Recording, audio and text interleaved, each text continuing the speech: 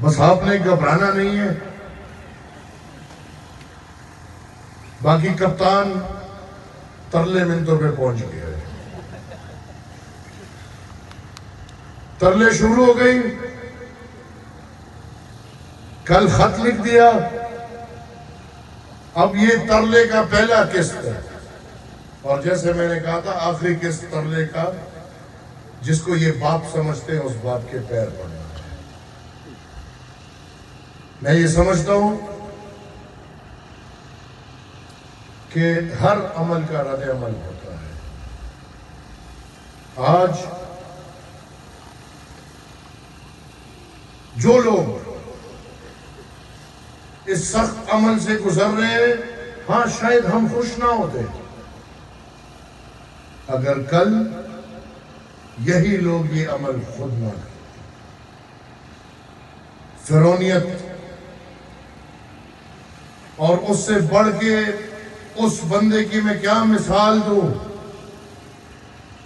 جو آج ترلے منتوں پہ پہنچ گیا ہے. میں منتظر ہوں اور امید ہے کہ جلد از جلد 9 مئی کا بھی فیصلہ آنا ہے اور اس فیصلے میں بھی ان کو جو سزا ملنی چاہیے وہ سزا ملتی ہے. اس کے ساتھ ریاست سے اتنی گزارش کروں گا کہ 9 مئی کا ایک مجرم جو کہ جرنیل ہے، اس مجرم کا ایک جرم 9 مئی نہیں ہے بلکہ اس مجرم کے جرائم میں بہت سے جرائم ہیں. اور اس میں سب سے بڑا جرم جو ہے اس نے قوم کے مینڈیٹ پہ ڈاکہ ڈالا تھا بذریعہ RDS. اس نے پورے قوم سے چوری کی تھی. میں اس دن مانوں گا جب ایک جرنیل کی FIR میں یہ پرچہ بھی آ جائے کہ اس نے کرسی پہ بیٹھ کے قوم کے ساتھ دھوکہ کیا، اس نے کرسی پہ بیٹھ کے قوم کے مینڈیٹ پہ ڈاکہ ڈالا ہے. اور یہ فکرہ نہیں آئے گا. اور وہ اس لیے نہیں آئے گا کیونکہ پھر ہر کوئی پھنسے گا. کیونکہ ہمیں پتہ ہے جس طرح جنرل فیض نے 2018 میں RDS کے ذریعے قوم کا مینڈیٹ چوری کیا، تو اس دفعہ جو بیٹے ہیں انہوں نے پیسوں کے ذریعے کروڑوں روپے لے کے قوم کا مینڈیٹ بیچا ہے. میں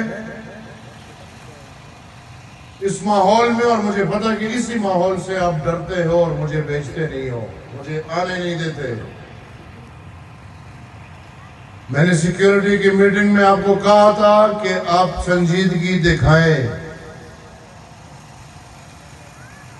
آج بھی زمینی حقائق جو میں سن رہا ہوں وہ یہ ہے کہ یہاں پہ سرکار، دہشت گرد اور دفاعی ادارے ایک ہے. میں جو سن رہا ہوں یہاں پہ ان کا کردار ایک لگ رہا ہے. ابھی بھی وقت ہے. دہشت گردوں کا خاتمہ ہونا چاہیے. اگر یہی طریقے آپ چلاتے رہے تو آگ لگا رہے ہیں. ایک دفعہ پھر یاد دلا دوں کہ ہم تو جلیں گے لیکن اس آگ میں آپ بھی جلیں گے. لہذا سنجیدگی کے ساتھ نیشنل ایکشن پلان پہ عمل شروع کریں. گڈ اور بیڈ کا تضاد ختم کریں اور